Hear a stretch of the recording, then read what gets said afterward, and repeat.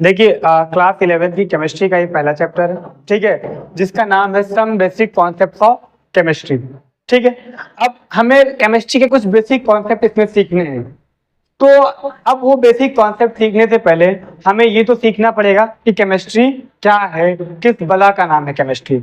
ठीक है, तो उसके लिए मैंने लिखा कि व्हाट इज केमिस्ट्री। मैंने सवाल किया अपने आप से कि केमिस्ट्री क्या है, तो उसका मैंने आंसर लिखा है chemistry is the detailed study of matter and all of its properties. मैंने लिखा कि जो केमिस्ट्री है वो मैटर और उसकी जितनी भी प्रॉपर्टीज होती हैं, ठीक है, जितने भी गुण होते हैं, जितनी भी खसूसियात होती हैं, ठीक है, उन सब की क्या है, डिटेल स्टडी है।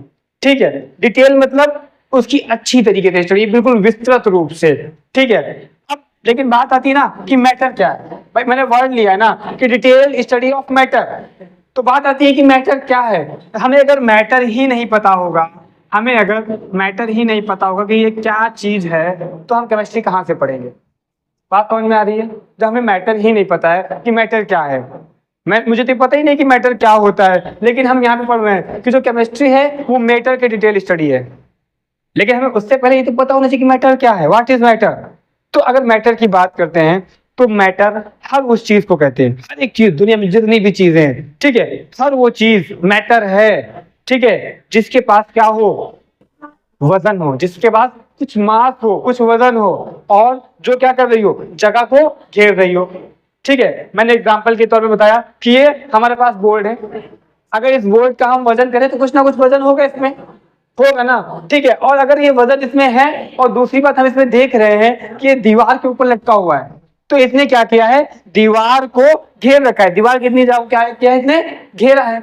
इसी वजह से क्या है, हमने क्या बताया कि मैटर क्या होता है। मैटर हर वो चीज है जिसमें कुछ वजन हो, जैसे बोर्ड में कुछ वजन है, ठीक है, और जो जगह को घेरे, यानी क्या कर रही है, इसको मैंने दीवार पे लगाया है, ये जगह को घेर रहा है, इसका मतलब बोर्ड हमारा क्या है, बोर्ड क्या है, मैटर है। ठीक है, आप चश्मा लगाए बैठे हैं, चश्मे कुछ वजन होता है, चश्मे में होता है ना। आप चश्मा अपने आंखों पे लगाया हुआ है, तो इसने इतने स्पेस को घेरा हुआ है, घेरा हुआ है ना। ठीक है, तो ये क्या है, हमारा मैटर है। हम कपड़े पहने हुए हैं, कपड़े में कुछ वजन होता है वजन। अब मैं जब पहन रहा हूं तो इसने पूरे बदन को मेरे घेरा हुआ है, घेर रखा है, तो ये क्या हुआ, मेरा मैटर है। मैं ये कैमरा स्टैंड लगाया, देख रहे हैं आप, इसने इतनी जगह को घेर रखा है। ठीक है, मोबाइल है, वो भी आप अगर जेब में रखते हैं तो भी क्या करता है, जेब को घेर लेता है। पैसे हैं, मेरी वो कैप रखी हुई है, ये सब क्या है, मैटर है। ठीक है, पानी है, पानी को बोतल में रखा है आपने, तो पानी का क्या है, बोतल में पानी ने जगह को घेर रखा है, इसका मतलब पानी भी क्या है, हमारा मैटर है। मैटर है ना भाई, पानी के पास कुछ मास है, वजन है ना, और उसने जगह को भी घेरा है, इसका मतलब क्या होगा, वो मैटर है, हुआ ना। अभी हवा चल रही है, देख रहे हैं आप, क्या चल रही है, हवा चल रही है, लग रही है आपको।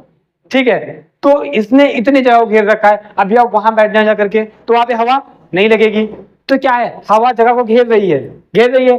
अब इसमें कुछ वजन है जिसकी वजह से हमें फील होता है कि हमें हवा लग रही है, जगह को घेरती हो और जिसमें क्या हो, मास हो। ठीक है, तो क्या लिखेंगे हम लोग, matter is anything which has mass and occupies space.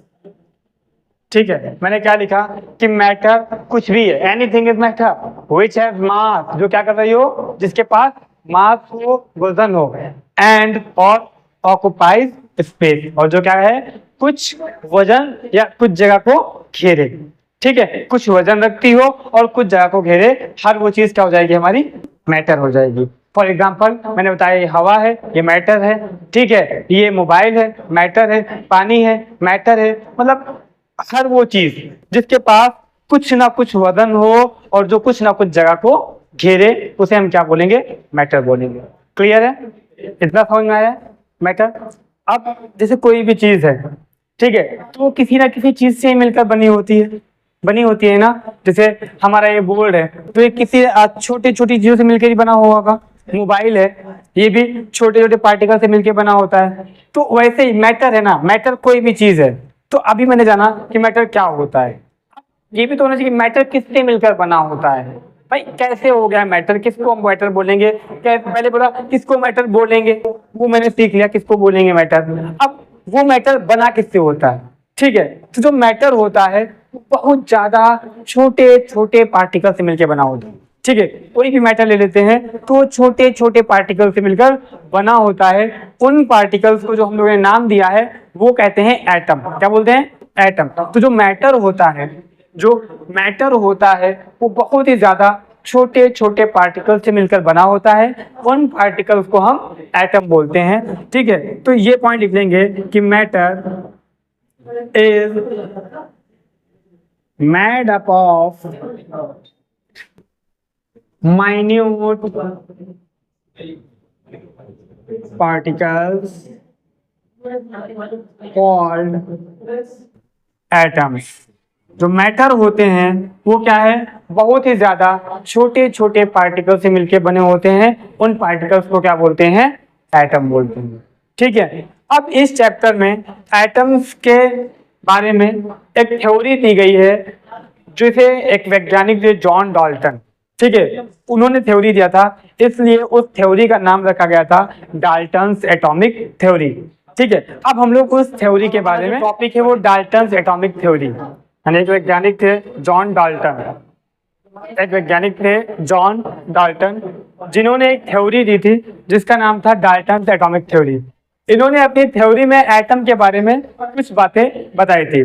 तो इन्होंने जो सबसे पहली बात बताई थी वो ये बताई थी कि जो मैटर होता है वो एटम से मिलकर बना होता है, ठीक है। मैंने जो पॉइंट बताया था ना कि जो मैटर होता है वो बहुत ज्यादा छोटे छोटे पार्टिकल से मिलकर बना होता है, उन पार्टिकल्स को हम एटम बोलते हैं, ठीक है। वही बात जॉन डाल्टन ने भी बताई थी कि जो मैटर होता है वो एटम से मिलकर बना होता है, ठीक है। पहली बात ये बताई। दूसरी बात ये इन्होंने बोली कि जो एटम्स होते हैं, जो एटम्स होते हैं वो इतने ज्यादा छोटे होते हैं, इतने ज्यादा छोटे होते हैं कि उन्हें सब डिवाइड नहीं किया जा सकता है। सब डिवाइड का मतलब उन्हें और ज्यादा बांटा नहीं जा सकता। जैसे हमने क्या कहा कि जो मैटर है वो एटम से मिलकर बना है, यानी जो मैटर है उसे डिवाइड कर रहे हैं हम लोग छोटे छोटे पार्टिकल्स में। लेकिन इन्होंने कहा कि जो एटम होता है वो इतना छोटा होता है, इतना छोटा होता है कि उसे हम और सब डिवाइड नहीं कर सकते हैं, ठीक है। फिर उन्होंने कहा अगली पॉइंट कि जो एलिमेंट्स होते हैं, अलग अलग तरह के जो एलिमेंट्स होंगे, फॉर एग्जांपल जैसे हम यहाँ पे हाइड्रोजन की बात करें, ऑक्सीजन की बात करें, तो ये दोनों ही अलग अलग तरह के एलिमेंट्स होंगे। तो इन्होंने कहा कि दो अलग अलग तरह के एलिमेंट्स में जो एटम्स होंगे वो भी कैसे होंगे, अलग अलग तरह के होंगे, ठीक है। इन्होंने क्या कहा कि अलग अलग तरह के एलिमेंट्स में, यानी हाइड्रोजन और ऑक्सीजन ये दोनों अलग तरह के एलिमेंट्स हैं, तो दोनों ही के ही अंदर जो एटम्स पाए जाएंगे वो एटम्स कैसे होंगे, अलग अलग तरह के होंगे, ठीक है।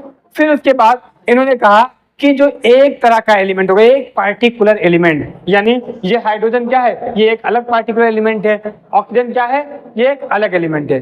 तो उन्होंने कहा एक पार्टिकुलर एलिमेंट में, यानी सिर्फ हाइड्रोजन की बात की या सिर्फ ऑक्सीजन की अगर बात करें, तो एक पार्टिकुलर एलिमेंट में सिर्फ एक तरह के ही सारे एटम्स होंगे। बात समझ में आई? यानी उन्होंने क्या कहा, पहली बात कि अलग अलग तरह के एलिमेंट्स में अलग अलग तरह के एटम्स होंगे। जैसे इसमें जो एटम्स होंगे जिस तरह के हाइड्रोजन में, उस तरह के एटम्स ऑक्सीजन में नहीं होंगे। बात समझ में आ रही है ना? फिर उन्होंने दूसरी बात बोली कि एक एलिमेंट में, यानी एक पर्टिकुलर एलिमेंट में सारे एटम्स एक ही जैसे होंगे। जैसे हाइड्रोजन है, इसके पास जितने भी एटम होंगे वो हाइड्रोजन के होंगे, ना कि ऑक्सीजन के एटम्स आके मिल जाएंगे इसमें, ठीक है।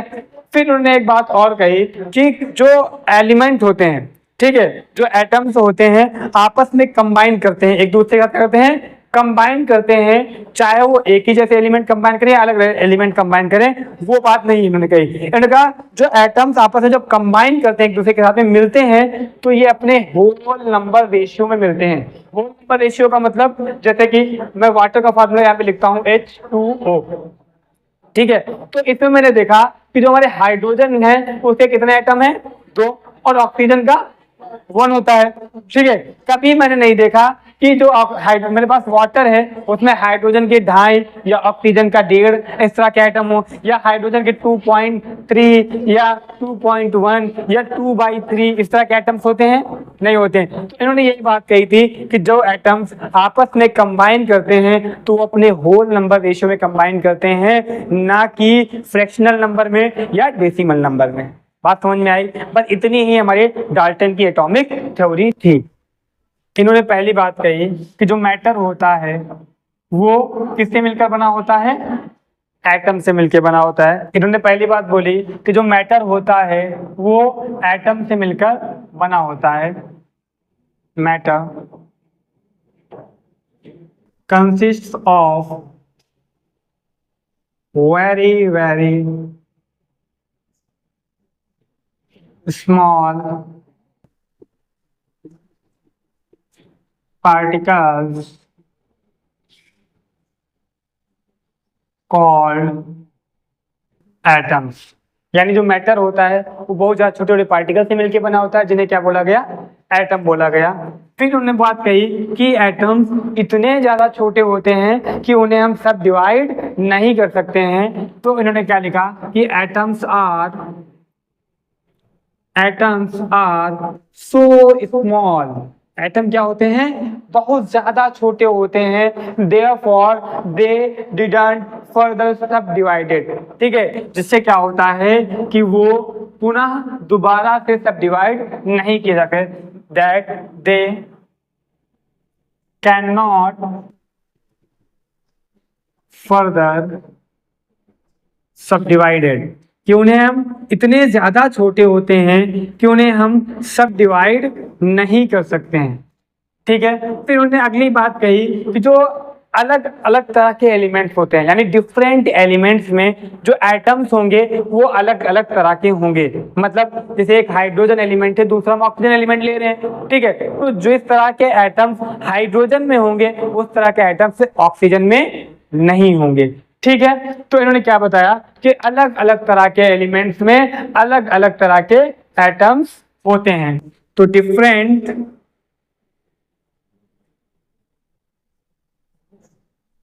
Elements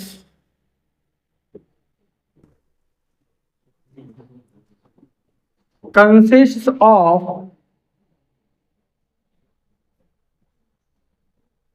different types of atoms। यानी अलग अलग तरह के एलिमेंट्स जो होते हैं वो अलग अलग तरह के एटम से मिलकर बने होते हैं। फिर उन्होंने कहा कि एक पर्टिकुलर एलिमेंट की अगर बात करें, अगर सिंगल एलिमेंट की बात करें, यानी कि यहाँ पे इन्होंने कहा या तो सिर्फ हम हाइड्रोजन की बात करेंगे, या सिर्फ ऑक्सीजन की बात करेंगे, या सिर्फ क्लोरीन की बात करेंगे, तब क्या होगा? तब उनके अंदर सारे एटम्स कैसे होंगे? एक तरह के होंगे। कैसे होंगे? एक तरह के होंगे। तो इन्होंने कहा अ पर्टिकुलर